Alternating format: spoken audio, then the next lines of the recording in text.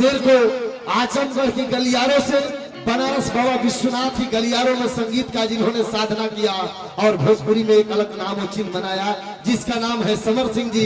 इस मंच पर साहब स्वागत अभिनंदन करता हूँ, एक शेर समर्पित करूंगा, उसके बाद शानदार जानदार गाने के साथ धमाल मचाएंगे बड़े भाई समर सिंह जी।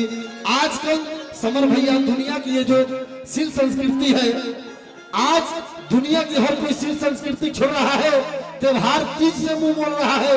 गौर कीजिएगा, मैं झूठ नहीं बोलता, बाप बेटे से हाथ जोड़ रहा है, बेटा बाप से हाथ जोड़ने का शिष्टाचार छोड़ रहा है। घर में बुढ़िया माई के 3 टाइम पिटाई हो रही है, लुगाई की पुजाई हो रही है, बीबी के हर अदा पर बेटा फिदा है, बेटे के नजर में बाप बेहुदा है मगर ससुर खुदा है। ये दुनिया कितनी तबाही और मंजर की तरफ जाएगी। जब से देखा है अपने भाई को, दिल पे कंट्रोल नहीं रह गया। उस ममता मेरी मैया के लिए जिसके दर पे आए हैं समर सिंह, इस मंच पर सादर आमंत्रित करता हूँ कि हे भोजपुरी के लाडले, तेरे चेहरे के आगे गुलाब फीका है, तू जब मुस्कुराता है तो हर चांद की आभाएं छुप जाती है, सूरज भी मुस्कुरा कर कहता है ऐ भोजपुरी का लाडला समर सिंह, आज सवेरा हुआ है तो तेरे नाम से हुआ है। जोरदार ताली बजा दीजिए। ऐसे इतना कमजोर ताली मत बजाइए, हाथ खड़ा कीजिए, मगध वाला ताली बजाइए, हाला कर दीजिए समर भाई के लिए। आप सब समर सकते से माथा झुका के प्रणाम करत हनी। आप सब लोग आशीर्वाद स्वरूप एगो ताली बजा दे। Hello hello hello. आज बड़ा खुशी का दिन बा। हेलो।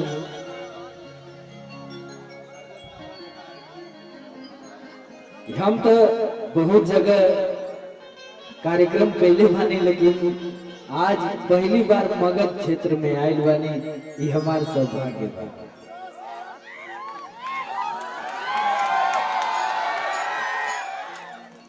लगभग 20 साल से हम लाइन में काम करत बानी। आज सौभाग्य मिलल हमरा के, तो एकर देन बा हमार छोट भाई प्यारा भाई बिक्कू के। एक बार उनके खातिर जोरदार ताली होने के चाहिए।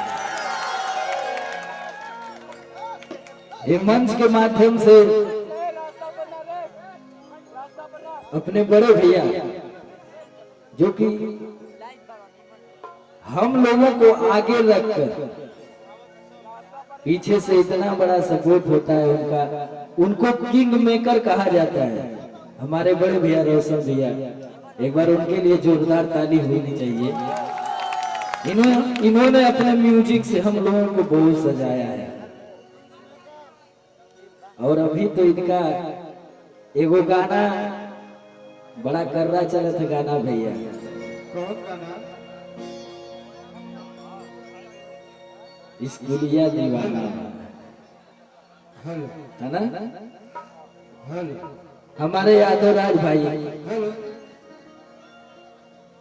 इनकर बड़ा तगड़ा एगो गाना हमारे आयल रहल, आप लोग सुन ले होगा भैया। हमारी इधर गाना 1 साल के बाद आवेला, 1 साल वहरे बजाला, दूसर के साल में इधर आवेला। तो रोजे रोजे आवेला। सुन ले होगा शायद लोगन।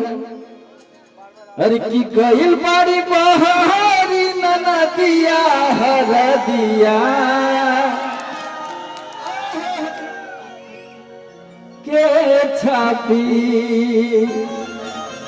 सुन ले बाड़ा भैया लोगन, हाँ करकराय के बोला हमारे के अंदर सुन ले बाड़ा की ना। हाँ ऐसे बोलबा तब ना मजा आई एकदम। हाँ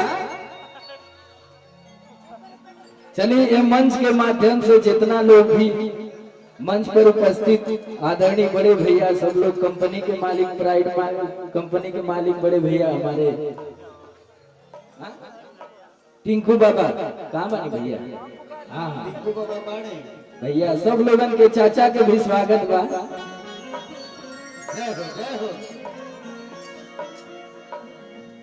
आई एगो बेबी गीत से हमने के शुरुआत कर दी, फिर ओकरे बाद जोन जोन फरमाइश रही आप लोगन के। अरे की रातों दिन गरदा उड़ावा तारे हो,